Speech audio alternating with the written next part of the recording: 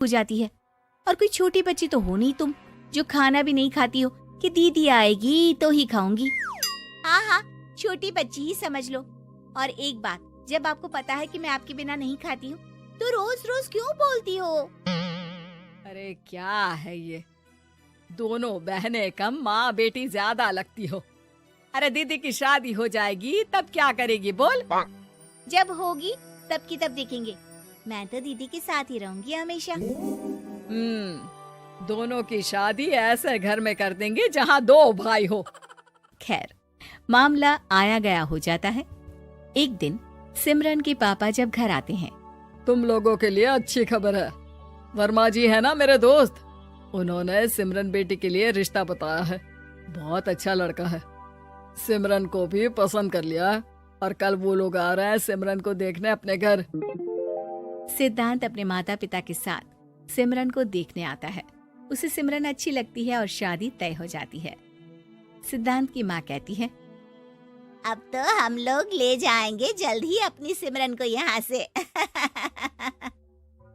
अरे हाँ हाँ, क्यों नहीं, आपकी ही है अब तो हमारी बेटी। दूर खड़ी विभा सब सुन रही होती है। अब तो दीदी की शादी हो जाएगी, फिर तो वो चली जाएंगी। दीदी के बिना मैं कैसे रहूंगी? कुछ न कुछ तो करना ही होगा जिससे दीदी की शादी ही ना हो। सभी के जाने के बाद क्या शादी के बाद दीदी हम लोगों के साथ नहीं रहेंगी?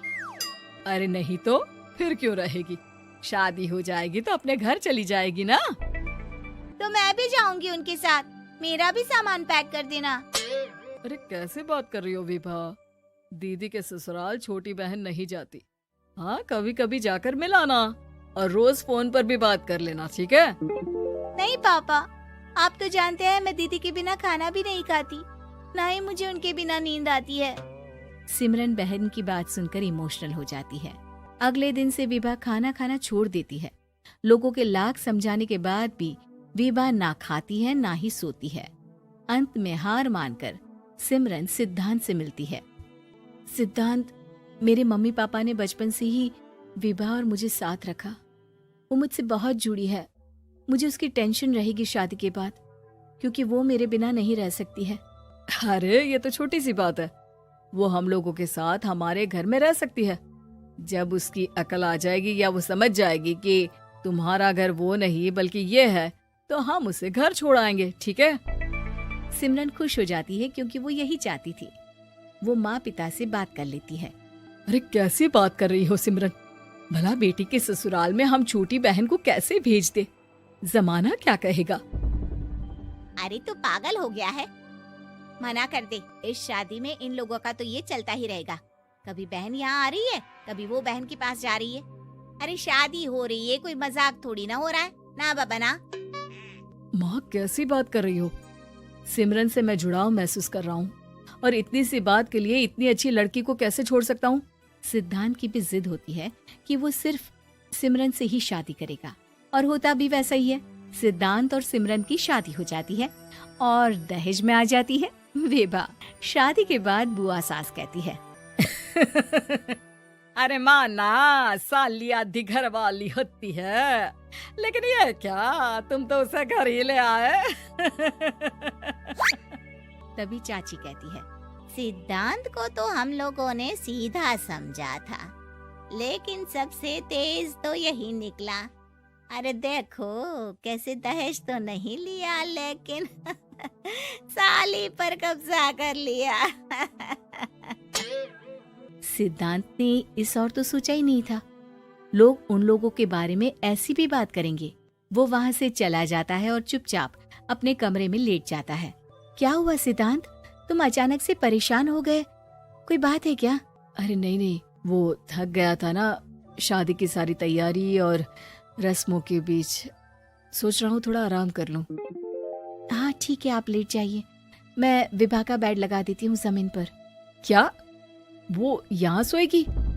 हाँ, बताया तो था कि उसे नींद नहीं आती मेरे बिना, तो तुम आराम से लेटो ऊपर, हम लोग नीचे बिछा लेते हैं।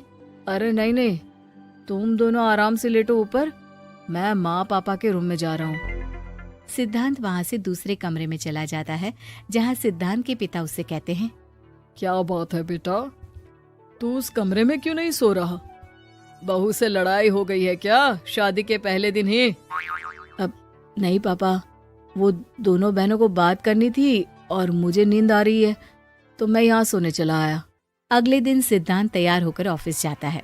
ऑफिस में लंच के वक्त दोस्त कहता है, क्या बात है सिद्धांत, इतना सारा खाना एक ही दिन में?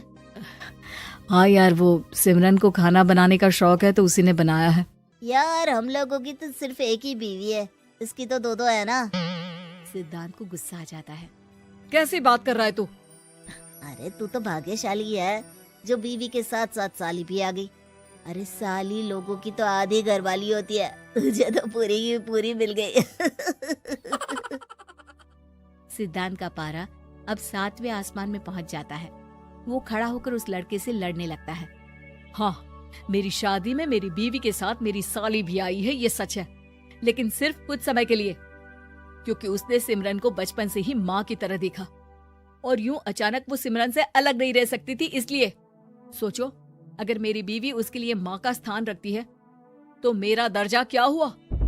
तभी वहाँ बॉस आ जाता है। माफ करना सिद्धांत, यहाँ इस मेंटल लेवल के लोग हैं। जरूरी नहीं साली सिर्फ आधी घरवाली ही हो, कभी वो छोटी बहन तो कभी बेटी भी होती है। वेल डन सिद्धांत। सिद्धांत को अब ऑफिस में कोई कुछ नहीं कहता, लेकिन आस पड़ोस का वो तो वही हाल रहता है। सिद्धांत ऑफिस से घर की ओर आ रहा होता है कि रास्ते में उसे अपनी कॉलोनी का दोस्त मिल जाता है। क्या बात है, चेहरे की चमक बता रही है, शादी से बड़ा खुश है तू, क्यों? हाँ यार, अच्छी लड़की और अच्छा परिवार मिलना कहाँ होता है जल्दी आजकल। यार हमें भी दिला देना ऐसा परिवार जहाँ एक के साथ एक फ्री की स्कीम चल रही हो। सिद्धांत को फिर गुस्सा आ जाता है। वो दोस्त को मारने के लिए हाथ उठाता ही है कि वहाँ विभा आ जाती है। अरे जीजू, रहने दीजिए ना, ये लोग नहीं समझेंगे कि इंसानियत क्या होती है। ये सच है कि दीदी से कैसे दूर रहना ये मुझे पता नहीं था। आपने मुझे दीदी के पास रहने का मौका देकर ये समझने का मौका दिया कि लड़की का असली घर उसका ससुराल होता है। मैं समझ चुकी हूँ, मैं जा रही हूँ जीजू, लेकिन मैं खुश हूँ कि आपने मुझे अपनी छोटी बहन समझा। सभी उन लोगों को देखकर ताली बजाने लगते हैं। विभा अपने घर